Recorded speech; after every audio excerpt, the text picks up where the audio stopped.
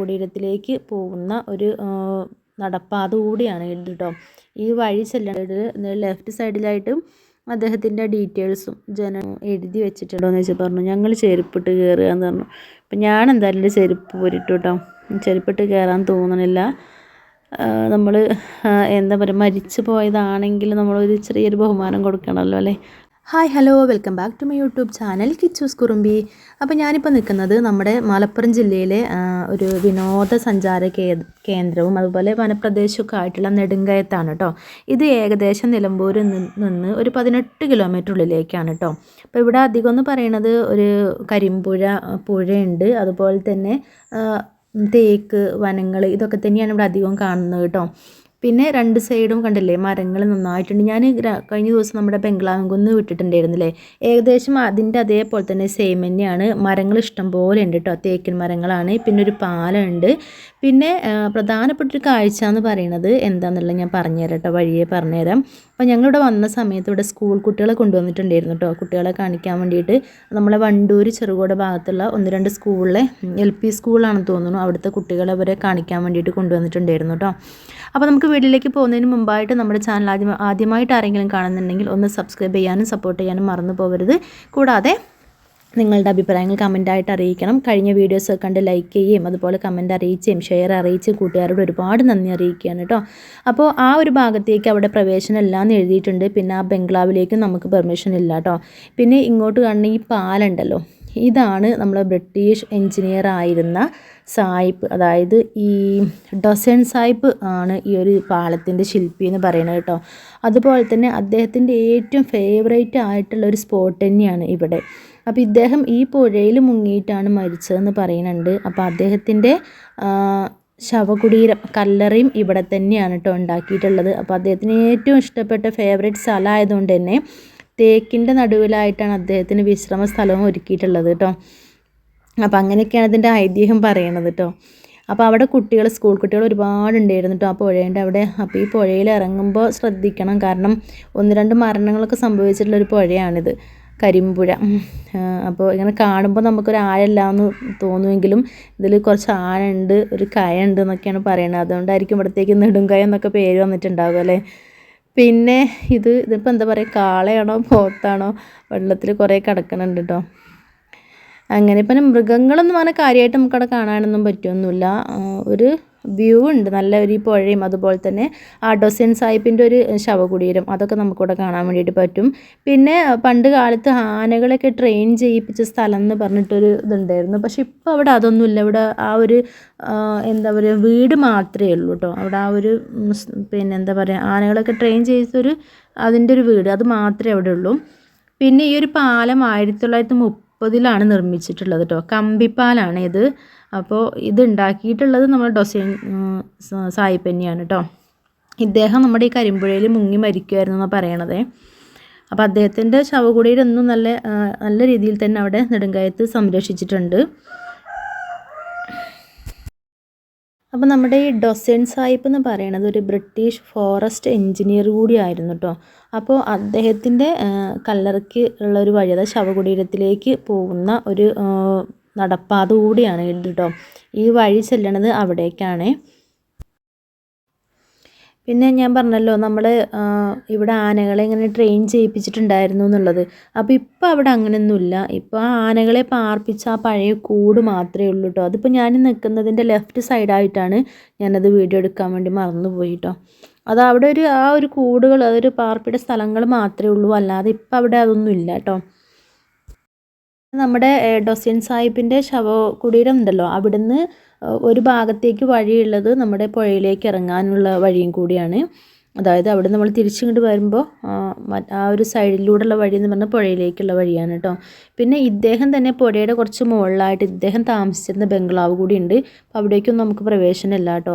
അതായത് മാവോയിസ്റ്റുകളുടെയൊക്കെ കുറച്ച് മുമ്പ്, ഇപ്പോഴല്ല, 2 മാവോയിസ്റ്റുകളൊക്കെ ഇവിടെ ഈ വനത്തിൽ കൊല്ലപ്പെട്ടു എന്നൊക്കെ പറയുന്നത് കേട്ടിട്ടുണ്ട്. അപ്പോൾ അതുകൊണ്ട് തന്നെ വിനോദസഞ്ചാരികൾക്കൊന്നും ബംഗ്ലാവിൽ പോകാനോ അല്ലെങ്കിൽ അവിടെ നിൽക്കാനുള്ള ഒരു അനുവാദമൊന്നും ഇല്ല കേട്ടോ. പിന്നെ ഞാനതിലൊരു ജീപ്പ് വന്നപ്പോൾ അതിൻ്റെ വീഡിയോസ് എടുത്താട്ടോ. ജീപ്പുകൾ അങ്ങനെ അങ്ങോട്ടും ഇങ്ങോട്ടും ഇങ്ങനെ പോകുന്നുണ്ട് കേട്ടോ.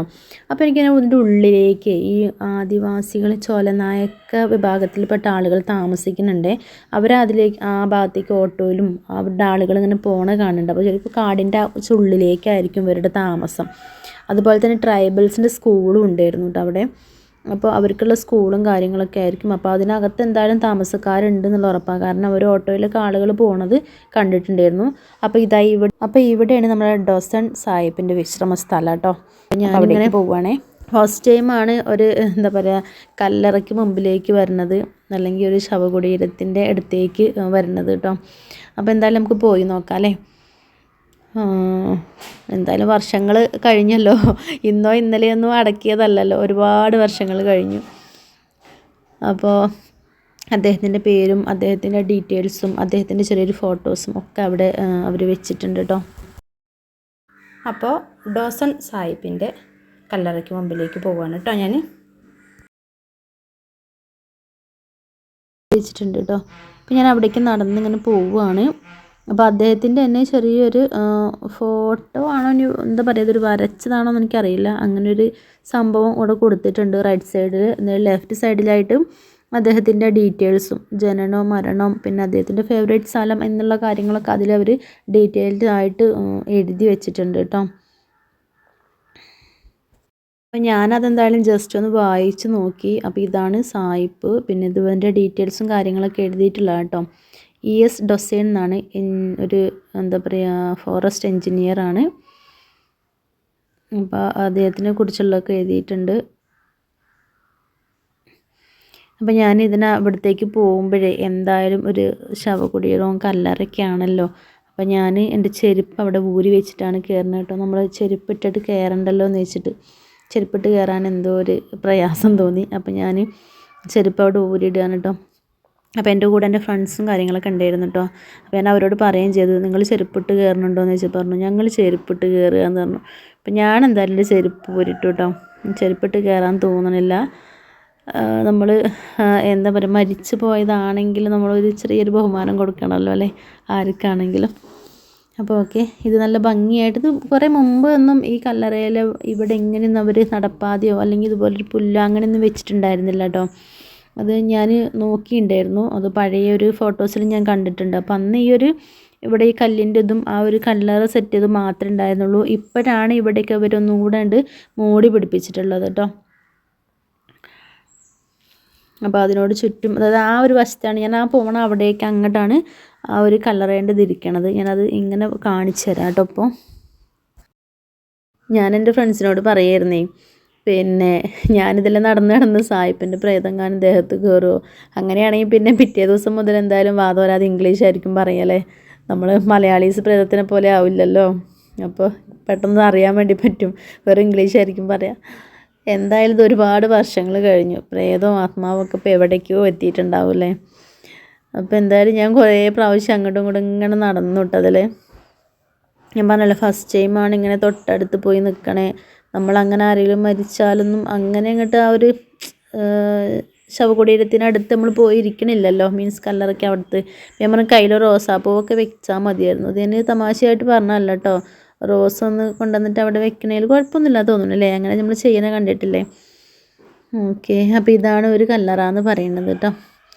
ഞാൻ പറഞ്ഞില്ലേ വീണ്ടും അതിലൊരു ജീപ്പ് കൂടെ പോകുന്നുണ്ട്. ജീപ്പ് കുറേ കണ്ടു കേട്ടോ ഞങ്ങൾ, ജീപ്പും അതുപോലെ ഓട്ടോറിക്ഷയും. അപ്പോൾ പണ്ടൊക്കെ ആയിരുന്നു ഈ ജീപ്പ് എപ്പോഴും നമുക്ക് കാണാൻ പറ്റുമായിരുന്നു. ഇപ്പം അങ്ങനെ വളരെ അപൂർവമായിട്ടൊക്കെയാണ് ജീപ്പ് കാണാൻ പറ്റണത്. അപ്പോൾ ഓക്കെ, നമ്മൾ ഡൊസൈൻ സാഹിബിൻ്റെ കല്ലറയ്ക്ക് അവിടെ നിന്ന് ഇങ്ങോട്ട് തിരിച്ചു പോരുമ്പോൾ പിന്നീട് നമുക്ക് ഉള്ളൊരു വഴി എന്ന് പറയുന്നത് ആ പുഴയിലേക്ക് ഇറങ്ങാനുള്ള വഴിയാണ്. അപ്പോൾ കരിമ്പുഴയാണ് അതിൻ്റെ പേരെന്ന് പറയുന്നത്. അപ്പോൾ അവിടത്തേക്കുള്ളൊരു വഴിയാണ് കേട്ടോ ഇത്. അപ്പോൾ ഇവിടെ കാണുമ്പോൾ നമുക്ക് വലിയ ആഴമൊന്നും തോന്നുന്നുണ്ടായിരുന്നില്ല. പക്ഷേ അവിടെ പറയുന്നത് എന്താണെന്ന് ചോദിച്ചാൽ ആ പുഴയിലേക്ക് ഇറങ്ങാൻ പറ്റില്ല എന്നുള്ളതാണ് പറയണത്. പിന്നെ ഈ വെള്ളത്തിന് എന്തോ ഔഷധ ഗുണമുണ്ടെന്നൊക്കെ പറയുന്നുണ്ട്. ഇത് എന്താ സംഭവം നമുക്ക് അറിഞ്ഞൂടാ കേട്ടോ. ഞാൻ ആ വെള്ളം വെറുതെ കയ്യിലെടുത്ത് ഇങ്ങനെ ജസ്റ്റ് ഒന്ന് മണപ്പിച്ച് നോക്കി. അപ്പോൾ അതിനെന്തോ ഒരു ബാഡ് സ്മെല്ല് തോന്നി. പിന്നെ ഞാനങ്ങോട്ട് ഇറങ്ങിയതൊന്നുമില്ല, കാലൊന്നും നനച്ചതൊന്നുമില്ല.